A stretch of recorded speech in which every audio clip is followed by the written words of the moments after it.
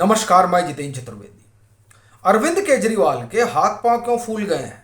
ऐसा क्या उन फाइलों में दर्ज है जिसके कारण उन्हें इस बात का डर सता रहा है कि सीबीआई उनके दरवाजे पर दस्तक दे सकती है? उन फाइलों में वो कौन सा रहस्य है जिसने आपकी सरकार के भीतर भूकंप ला दिया है? और यह भी कि ये जो किन्नी सिंह ने चीफ सेक्रेटरी को पत्र लिखा है, उस पत्र में ऐसा क्या है जिसने मंत्री सौरभ भारद्वाज की समस्या बढ़ा दी है? और फिर यह भी कि ये जो संजय सिंह झोला लेकर प्रेस से मुखातिब हुए और ये मनीष सिसोदिया को लेकर जो खुलासा हुआ और ये जो सत्येंद्र जैन को जमानत मिली मेडिकल ग्राउंड पे, वह भी 42 दिनों के लिए। असल में ये जो तीन बातें हैं, यह भी बहुत कुछ रहस्य छिपाए हुए हैं। और खास तौर से जब आप इस घटनाक्रम को उस विजिलेंस रिपोर्ट से देखेंगे जो शीश महल से जुड़ी हुई है, तब कई सारे भेद सामने खुलकर आएंगे। तो वो भेद, वो रहस्य, उन फाइलों के काले अक्षरों में दर्ज कहानी, इन तमाम मुद्दों और मसलों पर हम लोग बात करेंगे। लेकिन जो डर है, जिस डर ने अरविंद केजरीवाल को इस कदर डरा दिया है कि वो एक तरीके से प्रधानमंत्री के सामने रोने लगे। उन्होंने बड़ा भारी पत्र लिखा है और पत्र के जरिए ये बताया है कि जो मीटिंग होगी नीति आयोग की, उसमें हम तो नहीं आएंगे, लेकिन उसके अलावा उन्होंने सिर्फ रोना गाना ही किया है। अब क्या करिएगा, ये जब ज्यादा सयाना कोई बनने लगता है तो उसके लिए समस्या बड़ी हो जाती है। और ये अरविंद केजरीवाल के सामने मुंह बाए खड़ी है, क्योंकि अपने इसी सयानेपन में वो, उनके सहयोगी संजय सिंह, इन तमाम लोगों ने किसी राजनेता को छोड़ा नहीं था भ्रष्टाचारी और भ्रष्ट कहने से, परिवार और परिवारवादी कहने से। अब दर दर भटक रहे हैं कि किसी तरीके से समर्थन मिल जाए उस अध्यादेश के खिलाफ जो केंद्र सरकार लेकर आई है।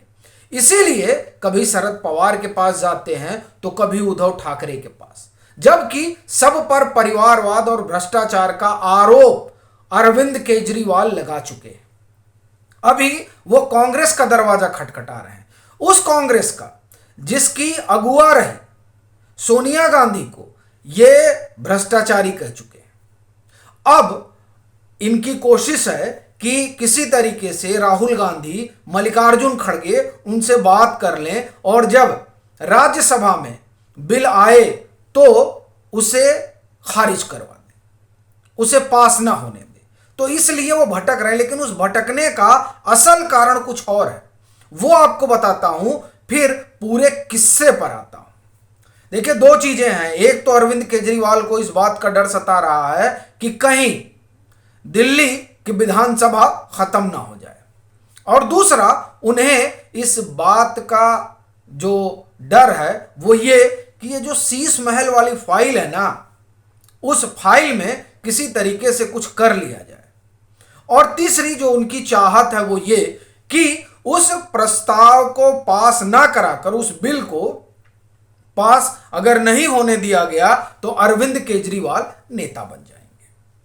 तो ये दो तीन बातें तो उस अध्यादेश से जुड़ी हैं। लेकिन अब जो असल कहानी शुरू हो रही है, जिस कहानी ने पूरी आम आदमी पार्टी की सरकार को डरा रखा है, वो है शीश महल की फाइल जो एलजी के पास है। वो 12 मई को ही चली गई थी, लेकिन अब आगे का जब आप किस्सा सुनेंगे तो दांतों तले उंगलियां दबा लेंगे, क्योंकि वो जो किस्सा है वो दरअसल बताता है कि सत्येंद्र जैन को बाहर लाना क्यों जरूरी था। क्योंकि ये जो रिपोर्ट आई है इनके शीश महल से जुड़ी हुई, जिसे YVVJ राजशेखर ने तैयार की, वो रिपोर्ट दरअसल बताती है कि सीबीआई अगर बैठ जाएगी तो सबसे पहले फंसेगा कौन। देखिए उसमें क्या लिखा हुआ, उसमें कहा गया है, इंडियन एक्सप्रेस ने लंबी रिपोर्ट की है कि रिनोवेशन का उसमें प्लान था, लेकिन यहां तो नया स्ट्रक्चर ही खड़ा हो गया। तो कहानी क्या है होता यह है कि मार्च 2020 में सत्येंद्र जैन ये कहते हैं कि देखिए सीएम हाउस में जो है मीटिंग के लिए 2 एडिशनल कमरे होनी चाहिए और एक डाइनिंग जो है रूम होना चाहिए जिसमें 24 लोगों की क्षमता वाला जो हो। और फिर उन्होंने कहा कि एक जो है फ्लोर ऊपर बना दिया जाए। अब ये प्रपोजल जो है भेजा गया। अब ये हुआ कि देखिए ऊपर अगर आप बनाइएगा तो ये बिल्डिंग बड़ी पुरानी है, अगर कोई फ्लोर ऊपर लेकर जाते हैं तब मामला गड़बड़ हो जाएगा। तो ऐसा करते हैं कि एक नया जो है कंस्ट्रक्शन कर देते हैं और वहां पर सीएम को शिफ्ट कर देते हैं और इस कंस्ट्रक्शन को गिरा देते हैं। अब ये सब जो प्रस्ताव है, ये प्रस्ताव किसने आगे बढ़ाया? ये प्रस्ताव सत्येंद्र जैन ने आगे बढ़ाया। यानी इसका मतलब ये हुआ कि ये जो महल बना है मुख्यमंत्री का, वो बनवाया किसने? पीडब्ल्यूडी मिनिस्टर ने बनवाया। अब जब पीडब्ल्यूडी मिनिस्टर ने बनवाया तो सीधे तौर पर इसमें कौन फंसता है? सत्येंद्र जैन फंसते हैं। वैसे ही जैसे शराब घोटाले में सीधे तौर पर कौन फंसता है?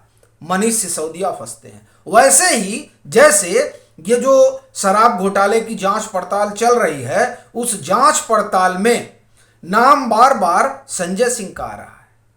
ईडी की चार्जशीट में जो कहानी बताई जा रही है उस कहानी में संजय सिंह का नाम आ रहा है।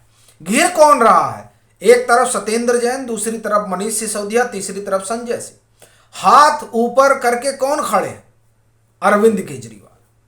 अब ये जो चीज शुरू हो गई है, असल में अब सारी बातें खुलकर सामने आने लगी हैं कि किस तरीके से ये जो तमाम जांच पड़ताल चल रही है उस जांच पड़ताल में कौन कौन फंसेगा और जो जो फंसेगा वो अब मुंह खोलेगा।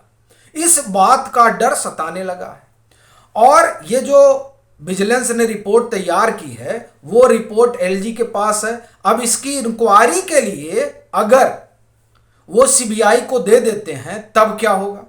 तब वो जो ईमानदारी का पैराडिज्म है वो धड़ाम से गिर जाएगा, उसी बिल्डिंग की तरह जिसे गिराकर इनकी नई बिल्डिंग खड़ी की गई।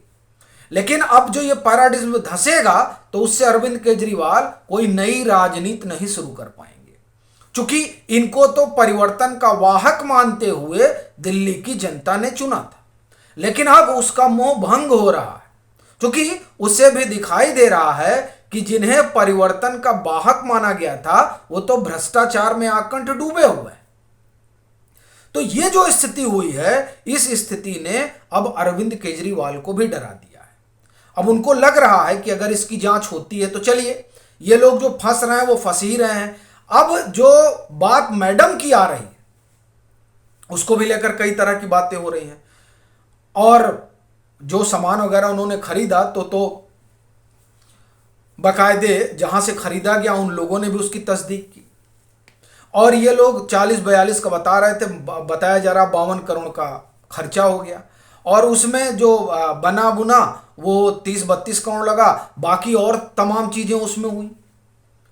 तो अब जो कुल जमा कहानी निकल रही है उस कहानी में एक ही बात प्रोमिनेंट तरीके से उभर कर आ रही है, वो ये कि मामला जो है वो बहुत उल्टा पड़ गया अरविंद केजरीवाल के लिए। और उस पर अधिकारी जिस तरह से बिफरे हुए हैं, अभी देखिए किन्नी सिंह ने बाकायदे मुख्य सचिव को कंप्लेन किया कि हमें ये जो मंत्री महोदय हैं ये बहुत परेशान कर रहे हैं, सौरभ भारद्वाज। और अब देखिए इनका तो क्या आलम है, तो मुख्य सचिव को ही हड़का रहे थे बुला के, वो आप जानते ही हैं। तो अब क्या हुआ है कि अरविंद केजरीवाल एक तरफ अध्यादेश में फंसे हैं, दूसरी तरफ समर्थन जुटाने में फंसे हैं जो मिलने से रहा, तीसरी तरफ आईएएस अधिकारियों ने मोर्चा खोल रखा है, चौथी तरफ इनके सहयोगी ही अब इनके लिए आप एक तरह से कहें कि फांस बनते जा रहे हैं। तो ये भी कहा जा रहा है कि अब छुटकारा लेने में जुटे हुए हैं। तो ये तमाम चीजें जो हैं वो जिस तरह से एक साथ इकट्ठा हो रही हैं वो अरविंद केजरीवाल का संकट बढ़ा रही हैं। यही वजह है कि इन दिनों अरविंद केजरीवाल बड़े सदमे में हैं। 11 मई 2023 की तारीख और आज की तारीख देख लीजिए कि क्या हाल है। बाकी आपकी अपनी क्या राय है ज़रूर साझा करें। मतांतर से नहीं जुड़े हैं तो जुड़ें, वीडियो को लाइक करें और खूब शेयर करें।